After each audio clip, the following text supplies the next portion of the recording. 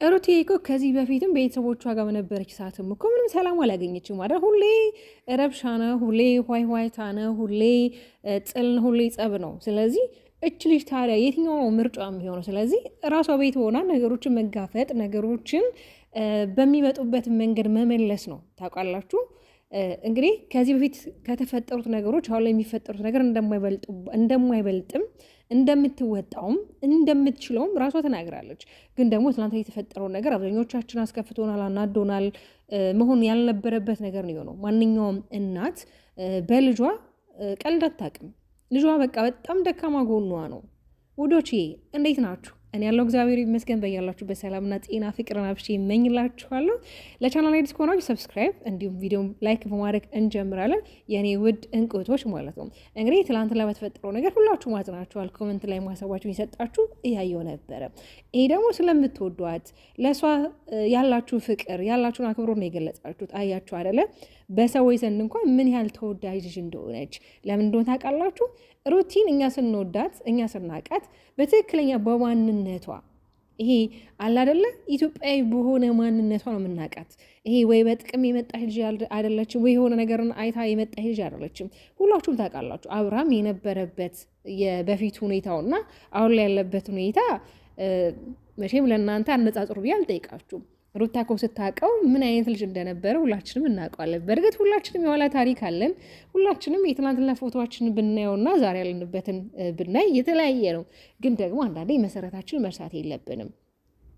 ሩታ ማለት ለእሱ በጣም እኔ እንጃ ይሄ ነው ብዬ ከምገልጸው በላይ ብዙ ነገሮችን ያደረገችለት ልጅ ናት። እሱ ራሱ በጣም እንደሚወዳት በጣም የሚሳሳላት በጣም የሚያከብራት የሚፈራት ልጅ እንደነበር ሁላችንም እናውቃለን። ከጊዜ በኋላም ነገሮች እንደዚህ ተቀየሩት። ግን ሆኖም ሳለ ደግሞ ዛሬ ነገሮች ሲሳኩለት፣ ዛሬ የሆነ ሁሉ ነገር ሲሞላለት፣ ዛሬ ሁሉ ነገር በቃ አልጋ ባልጋ ሲሆንለት ትላንት ላይ መርሳት አልነበረበትም። እችም የመጣችው ሴት እኮ እሱ ህይወት ላይ ብትመጣም ነገሮች ነገ ላይ እኮ መቀየራቸው አይቀርም።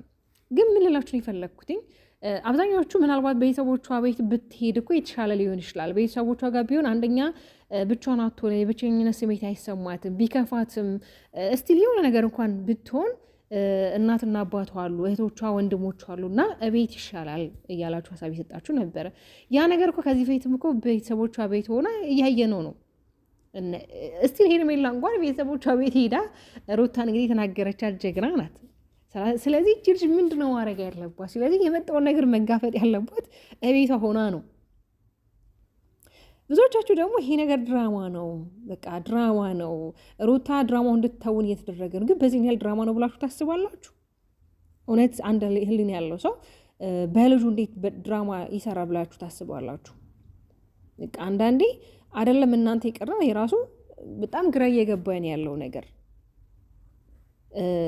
ሁላችሁም ኮሜንት ላይ ትጽፉልኝ ያላችሁ በእነሱ አይደለም ትዳር መፋታት የተጀመረው፣ ልጃቸው በጋራ ማሳደግ ይችላሉ፣ ሰላም ወርዶ እኮ ያን ነገር እኮ ነው ሁላችንም የምንፈልገው እኮ ያንን ነገር እንዲያደርጉት እና እንዲተገብሩት መሬት ላይ እንዲያወሩት እኮ ነው የምንፈልገው። ግን ያ ነገር እየሆነ አይደለም። ትላንትናም ደግሞ ቢያንስ ፈረንጁና ደስታ ይሄን ነገር አውቀው ከሆነ ዳኒና አብርሽ እንደዚህ አይነት ነገር አስበው ቅድ ፕላን ካላቸው ሩታን የሆነ መንገድ ባለባቸው መንገድ በተረጋጋል አይደለ መንገድ ይችሉ ነበር። እቺ ልጅ እንደዛ ብለው ሲነግሯት ብደነግጥ፣ በእርግጥ ልጇ ቤት የነበረ አጠግባ የነበረች ነው። በረን ኮክቶ ልጅሽ አለ ወይ ሲሏት ማለት ምን ሊሰማት እንደሚችል አስባችሁታል? እናቶች ናቸው ይህን ስሜት ልትረዱት የምትችሉት። በጣም ስህተት ነው የሰራችሁት። በጣም ፈረንጁ እንደውም ይሄ ነገር ይሄ እኮ ከአንተ የሚጠበቅ አልነበረም። አንተ እኮ ከእሷ ጎን የሆንክ በጣም አርቀ የምታስተውል የልጅ አዋቂ የሆንክ ልጅ በጣም ብዙ ሰው የሚወድቅ ልጅ ነህ። ግን ትናንት ላጥፍታል። ደስታ ኦኬ፣ ደስታ በነገራችን ላይ ከጅምሩም ይሄ ገና ልጅነት ያለበት አይነት ይሄ ገና ማለት ንግግርም ነገሮችንም የሆነ እንደዚህ ማለት አስቦ የሚናገር አይነት ልጅ አይደለም። በእርግጥ ያ ሁላችንም ባህሪያችን የተለያየ ነው። ለምን እንደንትና እሱ አያስብም ብለን ልንል አንችልም። ያው የተፈጥሮ ባህሪ ስለሆነ። ግን ደግሞ አንዳንዴ የሆነ ነገር ለሰው ስናደርግ ያን ነገር ሰውየውን ይጠቅመዋል ይጎዳዋል የሚለውን ነገር ብናስተውል መልካም ነው። ሩቴ ደግሞ ጀግኗ እህታችን በጣም ብዙ የሚወዷት እንቁ የሆኑ እህቶች አላት። አያችሁ አይደለ? አንዳንዴ እኮ እግዚአብሔር ሰው ይሰጣችኋል። እውነት እግዚአብሔር ሰው ይሰጣችኋል። ዳኒም እንግዲህ ከሰሞኑ ሲመጣ ወደ እነሱ ህይወት ላይ ሰላም ሊፈጥር እንዳልሆነ እኮ ብዙዎቻችን እናውቃለን። መምጣቱ ቢያስደስተንም ከሩታ ጎን መሆኑም ቢያስደስተን ግን ይሄ ራሱ ትላንት ላይ የተፈጠረው ወይም ደግሞ ትላንት የተሰራው ቪዲዮ ራሱ እኔ የዳኒ እጁ ላይ ያለበት ነው የሚመስለኝ። በቃ የሆነ ሴራ አለ ከዚህ ቪዲዮ ጀርባ፣ የሆነ የታቀደ ሴራ፣ የሆነ የተጠነሰሰ ጥንስስ አለ። ግን ያ ነገር ምንድን ነው የሚለው ነው። ምናልባት ዛሬ ላይ እንግዲህ በአሪፍ ነገር ሊመጡ ይችላሉ፣ አናውቅም። በምን አይነት ኮንተንት ወይም ደግሞ በምን አይነት ርዕስ እንደሚመጡ አናውቅም። ግን ለምን በቃ ድራማ ራሱ ቢሆን ልጅቷ ለምን ልታለቅስ፣ ለምን ልትከፋ፣ ለምን ልትቦሳቆ፣ ለምን ልታዘን ትችላለች? እውነት ለመናገር ዛሬ ላይ እንደውም ዛሬ አይደለም ኦልሬዲ በቃ ትላንት ሳይሆን በቃ ዛሬ ጠዋት ላይ እንደውም የሩታ ቲክቶክ ላይ ስቶሪ ላይ ፖስት አድርጋ ነበር የልጇና የልጇ ፎቶ ማለት ነው። ይሄ ማለት እንግዲህ እኔ ወዶች ምን ማለት ነው? በልጄ እኔ ምንም ድርድር አላውቅም ነው። የትኛውም እናት በልጇ ድርድር አታውቅም እንዴ? ሁሉም ነገር እኮ ያለፈችውን ነገሮች እኮ የረሳችበት ልጇ ነው። በቃ መጽናኛዋ ነው፣ ጽናቷ ነው፣ በረከቷ ነው፣ ስጦታዋ ነው። ብዙ ነገሮችን የተፈጠሩትን ነገር ስታስታውስ ልጇን ስታይ በልጇ ትረሳዋለች። ምጡን እርሺው ልጁን አምጡ አይደል የሚባለው?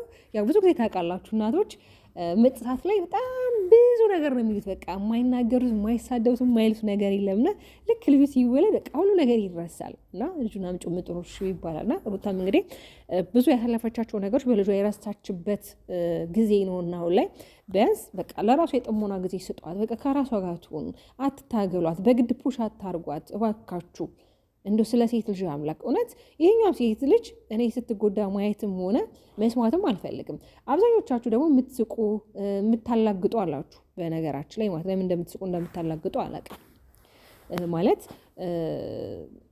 የሆነ ሴቶች ሆናችሁ የሴት ልጅን የሆነ ጉዳትና በደል የሆነ ደስ ይላችሁን ብቻ አላውቅም። እኔ እናንተ እንዴት እንደመገልጻችሁ አላውቅም። ብቻ ልቦና ይስጣችሁ።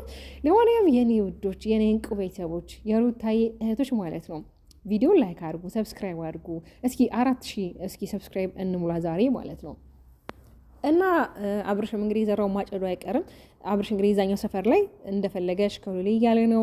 ያው ትላንት ለማንዳንድ ነገሮች ሲናገር ነበር።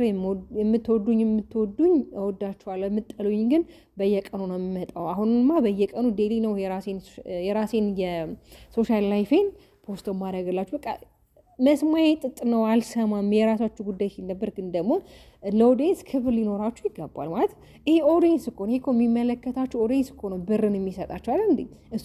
እነሱ ባይከፍላችሁ በቃ ካምፓኒ የዩቱብ ካምፓኒ ሲከፍላችሁ እነሱ ስላዩላችሁ። ስለዚህ አንዳንዴ ለተመልካች ክብር ቢኖርክም መልካም ነው። ምንም የሚጠሉክ ቢኖሩ አንተ ደግሞ ልታከብራቸው በልጠ ልትገኝ ይገባል። በነገራችን ላይ ጠልተው አይደለም፣ ስራክ ነው። ሩታን ወደው አንተን የሚጠሉበት ምንም አይነት ምክንያት የላቸውም።